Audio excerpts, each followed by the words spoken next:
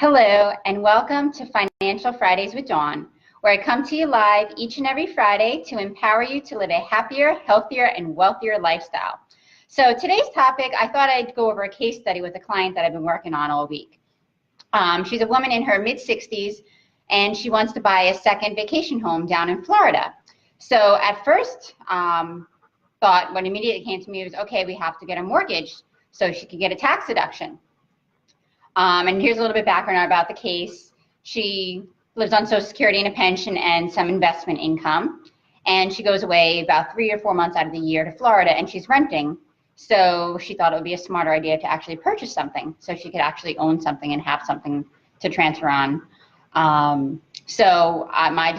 job is to help her figure out how the best way to pay for that. So like I said, she has some investment account, she has an annuity that we turned on the income rider, which is very good for her, and some life insurance too to help leave some money to her heirs and set it up as a special needs trust for her children. So what we did is I analyzed, first I called my CPA, analyzed, okay, well, I know we should do a mortgage because of the tax deduction. And because the problem was she doesn't have enough income to do the monthly to make the monthly payment. And again, I would be thinking, well, then you can't afford to do this. But upon analysis, when I ran all the numbers, she's going to be fine without even touching her investments, except for that annuity that's already turned on, because she doesn't really have to live on much. She's able to live on less income. Basically, what she makes, she doesn't overspend or anything like that. So I looked at that, and then if she pays cash, she could get a $20,000 off the reduction in the price.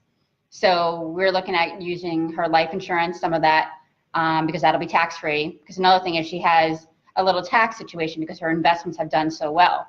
And yeah, that's the topic. You can't, if you do well, you're going to pay taxes. Our job as planners is to minimize those taxes as much as possible. So it might seem like you're paying a lot of taxes right now, but we don't look at just the right now. We look into the future.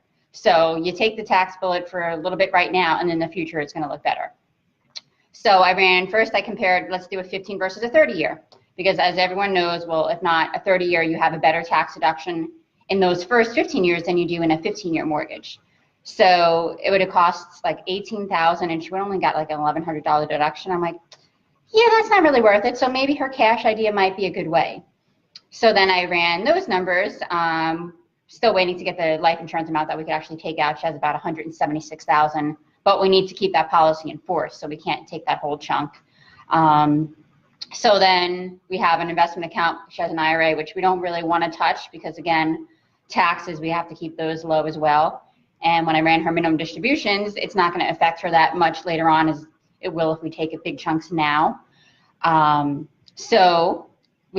has another non-qualified account, which she doesn't have that much gains, like the cost basis compared to the gains. It wouldn't be that much of a tax implication. Maybe she'd end up paying like $11,000 in taxes by going that route. And then, so I could have just stopped and said that, okay, take money from those two accounts to get your cash. But then, doing my due diligence, I was speaking to a reverse mortgage specialist who also teaches at the American College for retirement income, and he told me about the HECM for purchase, meaning a reverse mortgage. You put 40% down, and then you could buy your house. So that way, she doesn't have to take all her assets, so they still grow. So this woman, at first glance, didn't look like it was going to be a good idea to do this, but looking at it, she's going to be fine. She's going to have enough income for life. She's going to have that second home that she wants, so she's enjoying her retirement.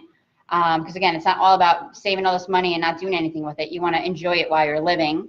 If anything happens to her, she needs a nursing home or long-term care expenses, she's got that covered. Her daughter's taken care of. She has enough income because we had that annuity set up for her, and with her pension, Social Security, so she's going to enjoy life. And that's what it's about, just enjoying life. And so that's what I wanted to share on how I look at each client.